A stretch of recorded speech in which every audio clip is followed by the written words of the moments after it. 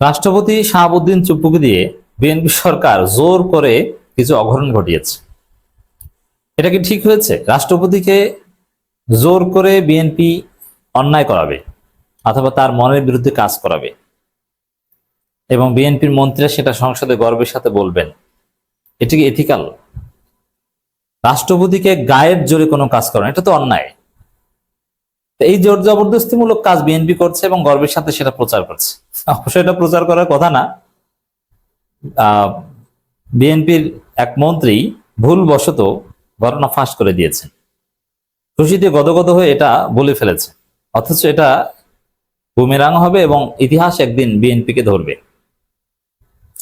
এমনকি আওয়ামী লীগ কখনো ফিরে আসতে পারবে না। আওয়ামী লীগ না আসলেও বিএনপিকে এজন্য কাঠগড়ায় দাঁড়াতে হবে। তো অতি খুশিতে বিএনপি অনেক কিছু বলে ফেলে, না এটা বলা যাবে না। তো দর্শক দেখেন, মীর শাহে আলম এলজিআরডি প্রতিমন্ত্রী, উপজেলা বিএনপির সভাপতি থেকে মন্ত্রী হয়েছেন।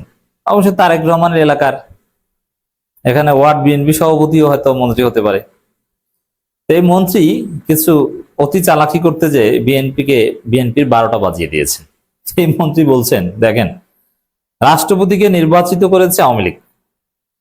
এই সংসদে রাষ্ট্রপতির মুখ দিয়ে আমরা বলিয়েছি মহান স্বাধীনতার ঘোষক শহীদ রাষ্ট্রপতি জিয়াউর রহমান, গণতন্ত্রের মা খালেদা জিয়া।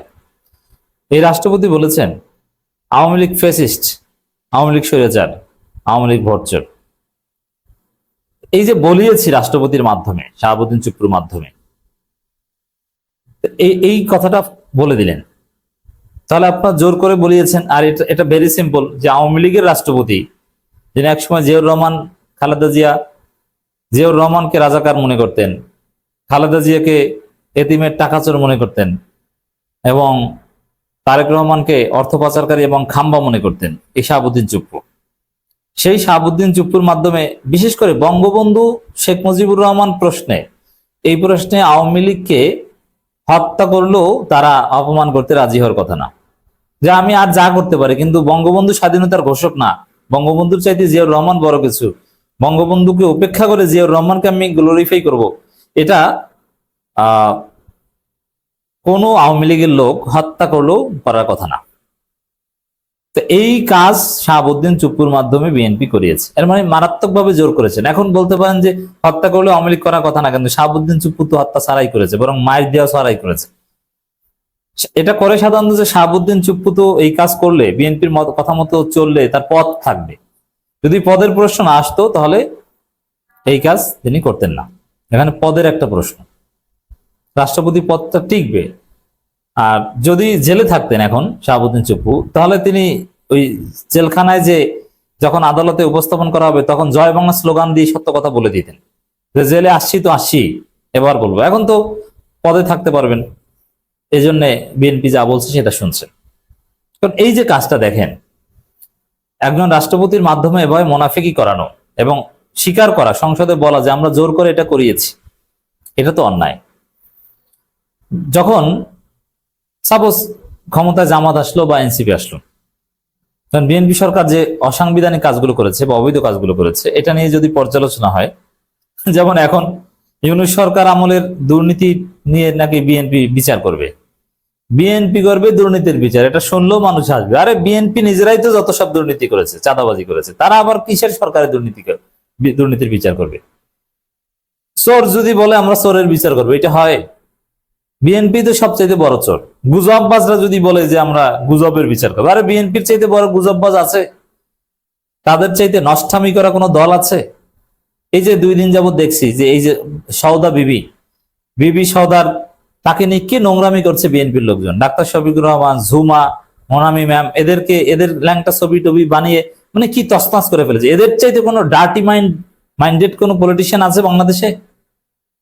তো তারা আসছে বিচার করতে। তো একদিন বিএনপি সরকারের অবৈধ কাজের বিচার হবে, ক্ষমতায় আওয়ামী লীগ না আসলো, অন্য কেউ আসলো, তখন এটা আদালতের দৃষ্টি আকর্ষণ হলে বা বাংলাদেশে যখন আইনের শাসন আসবে, কোনো না কোনো ভাবে এটা প্রশ্ন আকারে আসবে যে বিএনপি কেন কিংবা কিভাবে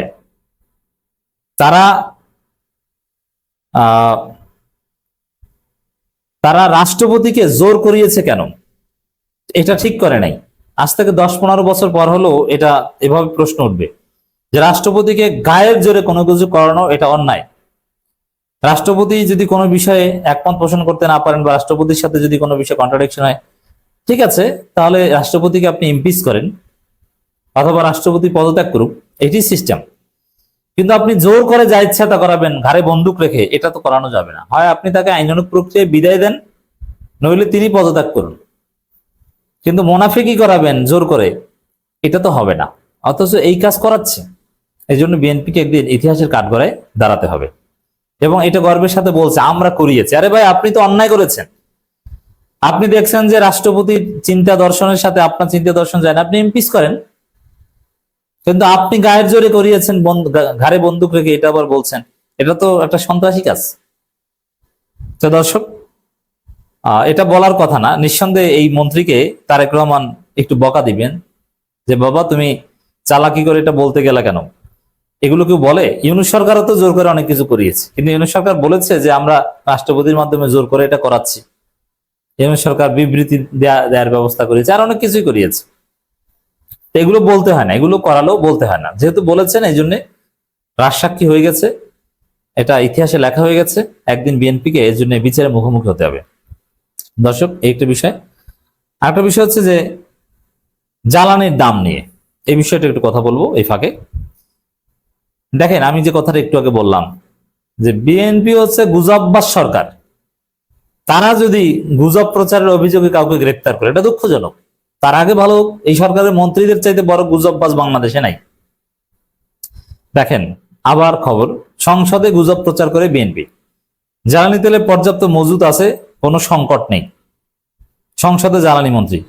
আচ্ছা, তাহলে এত মজুদ আছে, মজুদ কি আপনারা মজুদদার তাহলে নাকি? মজুদ করে দাম কৃত্রিম সংকট তৈরি করছেন নাকি? তো মজুদ আছে, সংকট নাই, তাহলে আমাদের সংকট কেন? আমরা সংকটের মুখোমুখি পড়ছি কেন? গুজব প্রচার করছেন। 4 কিলোমিটার লাইন কেন হয় এখনো?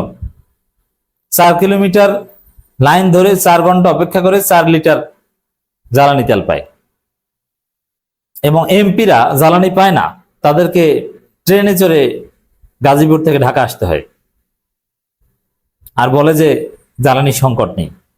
অথচ বিএনপির এমপিরা তো এরকম বেকায়দায় পড়ে না।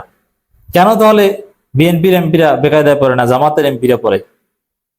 এর মানে বিএনপির এমপিরা এটা মজুদ করে রেখেছেন আগে, কারসাজিতে তারা আছেন, এভাবে গুজব প্রচার করছেন, অর্থনৈতিক সংকট স্বীকার করছেন না।